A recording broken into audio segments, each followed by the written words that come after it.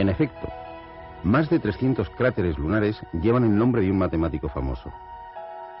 Es, sin duda, un merecido homenaje de la humanidad al universo matemático.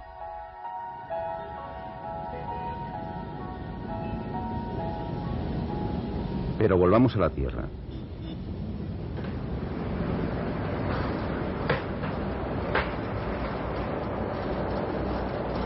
¿Me puede decir el nombre de algún matemático famoso de cualquier época histórica?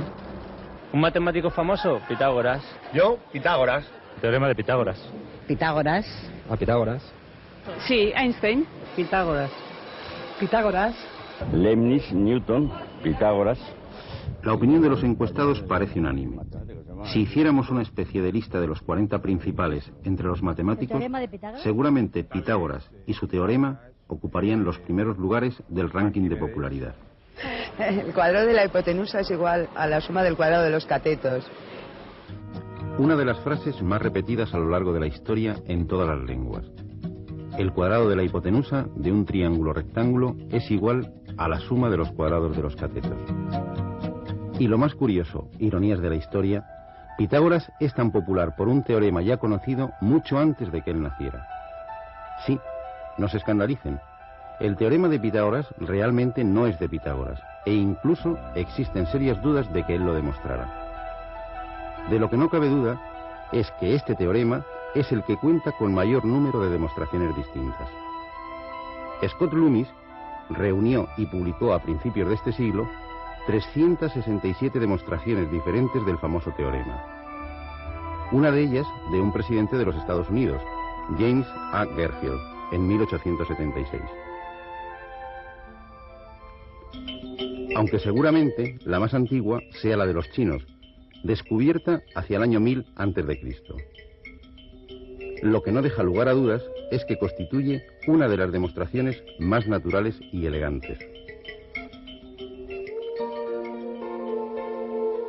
Recordemos que el área de un rectángulo es base por altura. El área de un triángulo, que es la mitad de un rectángulo, será por tanto base por altura partido por 2. La idea es construir, a partir de un triángulo rectángulo, un cuadrado de lados b más c.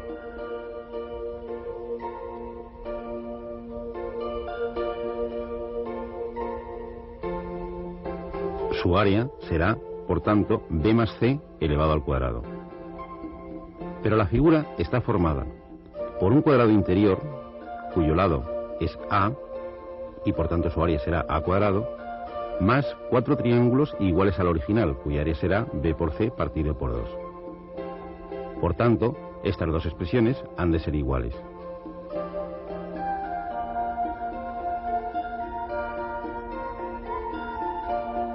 Simplificando las expresiones, obtendremos que a cuadrado más 2bc ha de ser igual a b cuadrado más c cuadrado más 2bc. Y simplificando, a cuadrado igual a b cuadrado más c cuadrado. Es decir, el cuadrado de la hipotenusa es igual a la suma de los cuadrados de los catetos. Decididamente, una elegante joya matemática de 3000 años de antigüedad, de la que Pitágoras nunca pudo tener noticias. De lo que con toda seguridad sí tuvo noticias es de la utilización de algunos resultados parciales de su teorema por parte de dos culturas anteriores, los egipcios y los babilonios.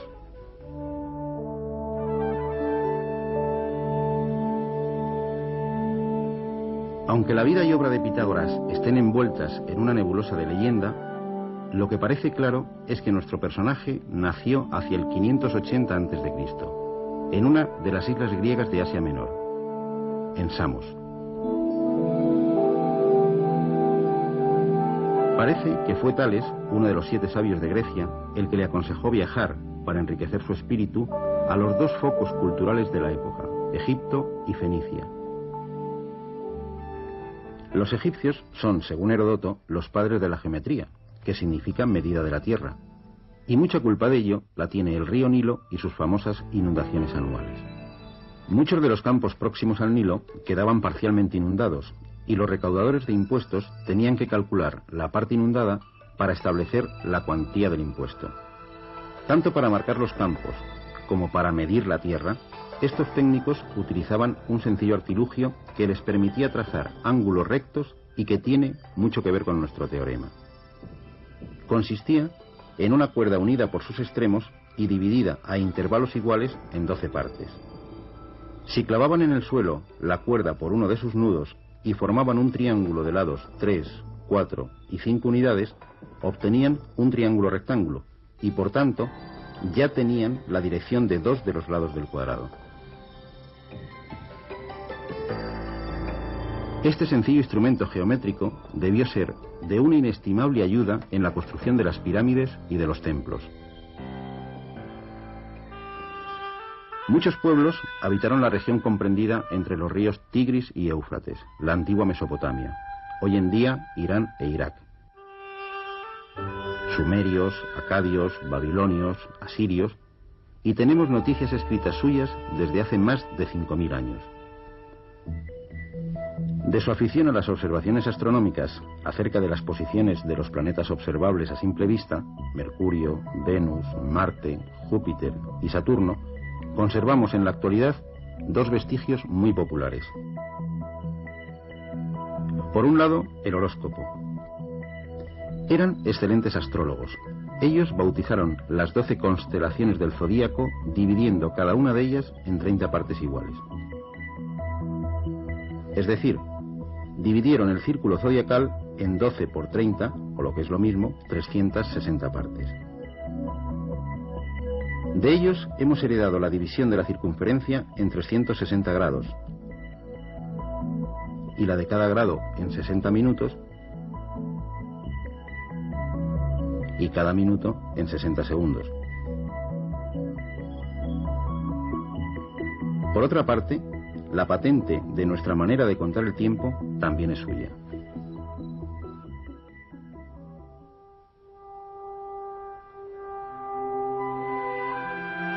Los babilonios escribían sobre tablillas de arcilla con punzones.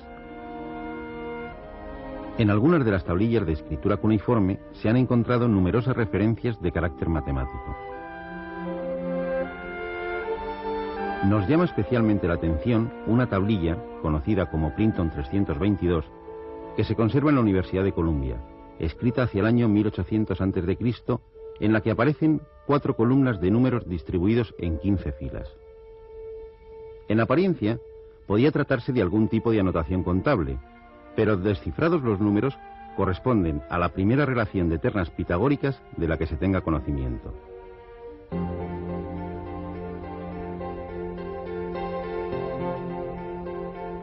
Una terna pitagórica es una colección de 3 números que cumplen el teorema de Pitágoras.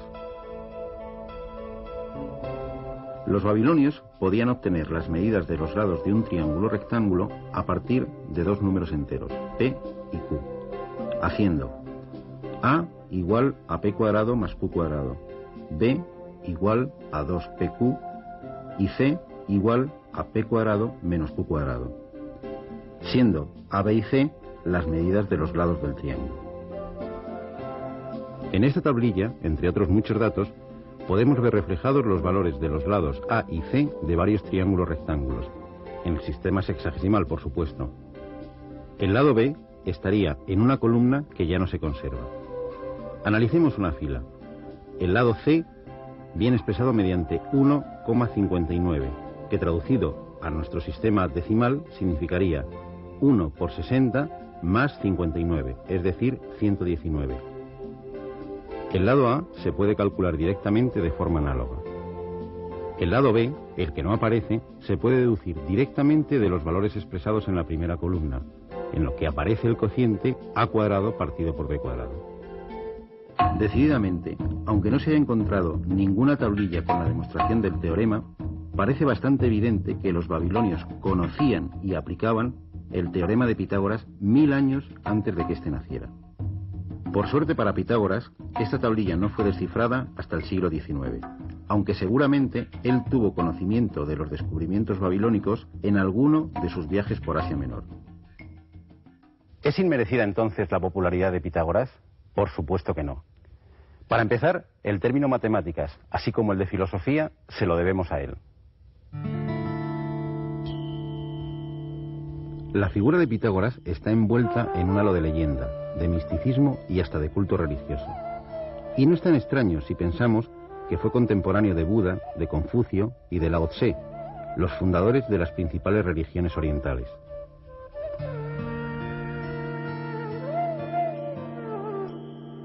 Parece que en sus viajes por Egipto y Babilonia, algunos dicen que pudo llegar hasta la India, Pitágoras se impregnó no solo de conocimientos matemáticos y astronómicos, sino también religiosos. Tras estos viajes, retorna al mundo griego y se instala en Crotona, una ciudad al sur de Italia, región conocida en la época como la Magna Grecia. Allí funda una sociedad secreta de carácter religioso, filosófico y matemático que pronto alcanza un éxito notable contando con más de 600 adeptos entre hombres y mujeres. El rigor y ascetismo eran las normas morales y de conducta que tenía la sociedad en la que todo se compartía, no solo los bienes materiales, sino también los descubrimientos matemáticos. Su símbolo era el pentagrama o polígono estrellado de 5 puntas. En esta orden se impartieron las primeras clases públicas de matemáticas. Los miembros se dividían en 2 categorías: los novicios, denominados auditores, porque no tenían derecho a hablar durante las disertaciones, y los matemáticos, que eran los que habían accedido a los más altos conocimientos.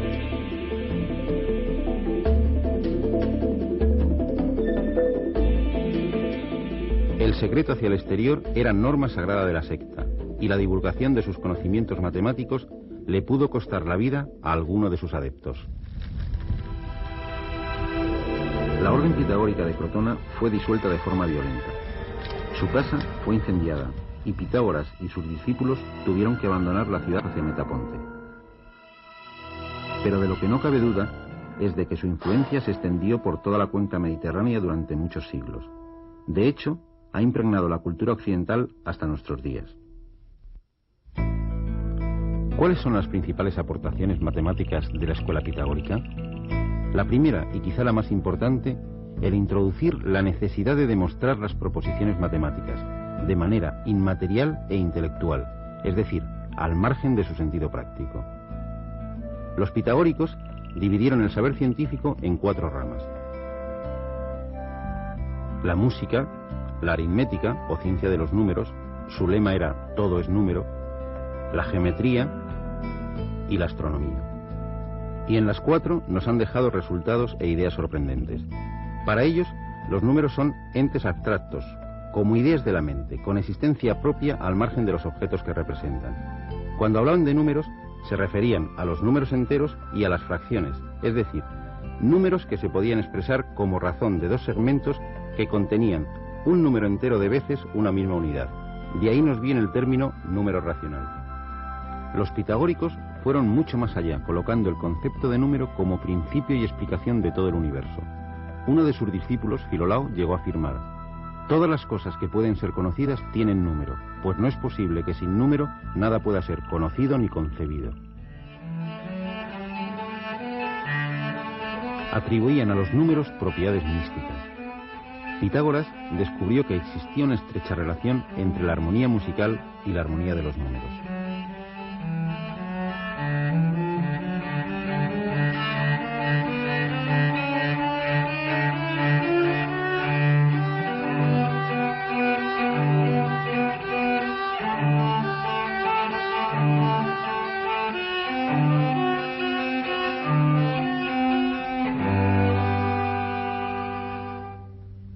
Si pulsamos una cuerda tirante, obtenemos una nota.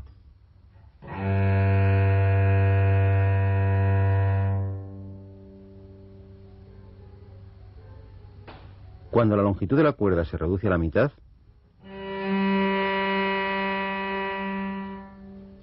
obtenemos una octava.